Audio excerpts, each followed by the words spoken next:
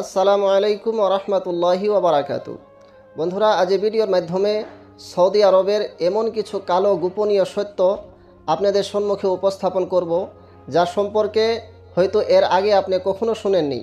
যা শোনার পর একজন মুসলমান হিসেবে আপনার কলিজা কেঁপে উঠবে, আপনি চমকে উঠবেন। কেননা সৌদি আরব এমন একটি দেশ যাকে পুরা দুনিয়ার মুসলমান ভালোবাসে, প্রেম করে। আর কেন করবে না, যেহেতু সে দেশের পবিত্র জমিন থেকেই দ্বীনে ইসলামের আলো আজ পুরা দুনিয়ায় প্রচার হয়েছে। সে দেশের পবিত্র জমিনেই আল্লাহ রাসূল সাল্লাল্লাহু তাআলা আলাইহি ওয়াসাল্লাম জন্মগ্রহণ করেছিলেন। সে দেশের পবিত্র জমিনে নবী সাল্লাল্লাহু আলাইহি ওয়াসাল্লামের পা মুবারক লেগেছিল। আল্লাহ সুবহানাহু ওয়া তাআলা পবিত্র কুরআনুল কারীমে যে দেশের শহরের কসম করে সে দেশের মাকাম ও মর্যাদা বৃদ্ধি করে দিয়েছেন। তবে নবী করিম সাল্লাল্লাহু আলাইহি ওয়াসাল্লাম আজ থেকে 1450 বছর পূর্বে আরবের হিলাকত ও বরবাদি বর্ণনা করে গিয়েছেন। দয়ার নবী সাল্লাল্লাহু আলাইহি ওয়াসাল্লাম বলেছেন, ওয়াইলুল লিল আরব, আরবের জন্য হিলাকত রয়েছে, বরবাদি রয়েছে। নবী সাল্লাল্লাহু আলাইহি ওয়াসাল্লামকে জিজ্ঞাসা করা হয়েছিল যে, ইয়া রাসূলুল্লাহ, আরবে সালেহিনরাও থাকবে, আল্লাহর নেক বান্দারাও থাকবে, তারপরেও কি আরব হিলাকতের দিকে যাবে, বরবাদির দিকে যাবে? নবী সাল্লাল্লাহু আলাইহি ওয়াসাল্লাম বলেছিলেন, হ্যাঁ, যখন আরবে বেহায়াই, অপকর্ম, বুরাই বেশি হয়ে যাবে, তখন আরব বরবাদির দিকে যাবে, আরব হিলাক হয়ে যাবে। তো বন্ধুরা, আজ নবী সাল্লাল্লাহু আলাইহি ওয়াসাল্লামের সেই ভবিষ্যৎবাণী আজ হরুফ বাই হরুফ পুরা হওয়া দেখা যাচ্ছে। কেননা সৌদি আরবে অশ্লীলতা, বেহায়াই, অপকর্ম এতটাই বৃদ্ধি হচ্ছে যা কোনো মুসলমান কল্পনা করতে পারে না।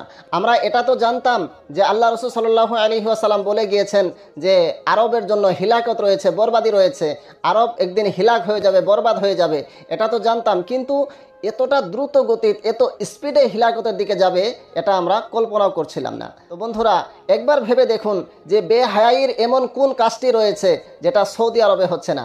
আজ অনেক আহলে হাদিস লাম মাযহাবী মৌলবীরা বলে যে সৌদি আরবে শিরক ও বেদাত হয় না।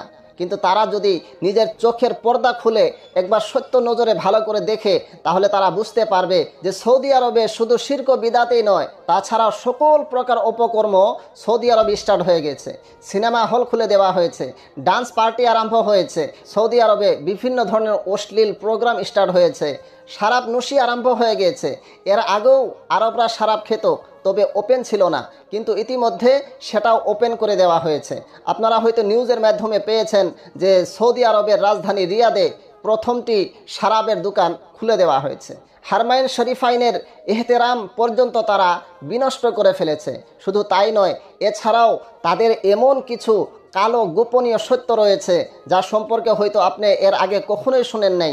আসুন সে বিষয়ে একজন লামাযহাবী মৌলবীর মুখে শুনে নেই যে এগুলো ছাড়াও সৌদি আরবে আরও কি কি হচ্ছে, যা শোনার পর আপনার চোখ কপালে উঠে যাবে। अरब का कैपिटल जो रियाद है, कल की न्यूज़ है कि वहाँ अब शराब का दुकान भी शुरू हो गया है। ताज्जुब की बात नहीं, ताज्जुब की बात नहीं, ताज्जुब की बात नहीं। अगर यही दुकानें 100-150 साल पहले खुलती तो तब ताज्जुब की बात थी। अब इन दुकानों का खुलना ताज्जुब नहीं, आसारे क़ियामत है। सब होगा अरब में, सब होगा। शराब होगा, शबाब होगा, जुल्म होगी, ज़ियादती होगी, बुज़दिली होगी, हरमैन की बेहुरमती होगी, हलाकुल अरब।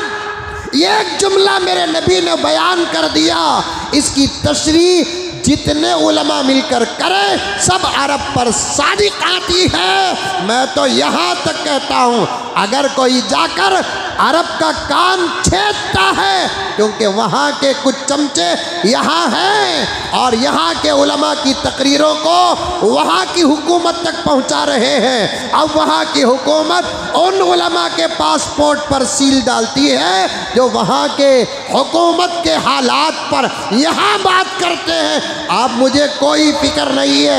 ऐसे कई उलमा हैं, अल्हम्दुलिल्लाह अल्हम्दुलिल्लाह, आज इसका फ़र्ज़ भी अदा हो चुका है, कई मरतबा हाज़री हो चुकी है।